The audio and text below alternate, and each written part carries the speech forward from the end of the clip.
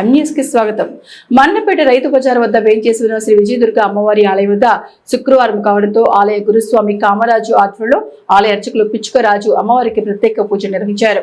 అనంతరం ఆలయం వద్ద పట్టణం చెందిన పులగాల రామ తులసి సహకారంతో 400 మందికి అన్నదానం నిర్వహించారు.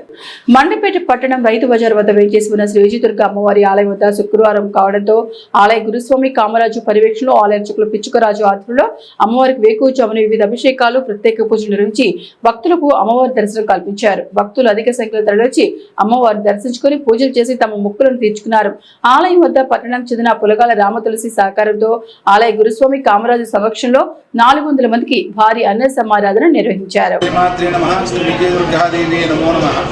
మెండపేట రైతు బజార్ దగ్గర ఉన్న శ్రీ విజయ కనకదుర్గ బ్రహ్మతల్లి ఆలయంలో పాల్గొన మాసము తొలి శుక్రవారము చాలా చక్కగా భక్తుల అమ్మవారి అనుగ్రహం కోసం ప్రతి ఒక్క భక్తులు కూడా అమ్మవారి దర్శనానికి రావడం జరిగినది.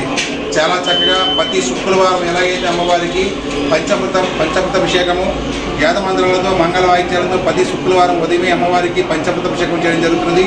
అలాగే అనంతరం అమ్మవారికి పూలాలంకరణ సేవ, ఉయ్యాల సేవ చాలా ప్రతి శుక్రవారం కూడా చాలా చక్కగా చేయడం జరుగుతున్నది. అమ్మవారికి సంతానం కావాల్సిన వారు, అలాగే కళ్యాణం కావాల్సిన వారు అమ్మవారికి ఉదయం అభిషేకం ముందు వచ్చి అమ్మవారి యొక్క దర్శనం చేసుకుని 9 వారాలు అమ్మవారి యొక్క పూజా కార్యక్రమంలో పాల్గొన్న వారికి కోరుకున్న వరాలని కూడా అమ్మవారు సిద్ధిస్తున్నారు. కాబట్టి ప్రతి ఒక్కరు వచ్చి అమ్మవారిని దర్శించుకుంటారని మరి కోరుతున్నాం. అలాగే అమ్మవారి ఆలయంలో అన్ని దహనాల కన్నా అన్నదానం చాలా గొప్పది.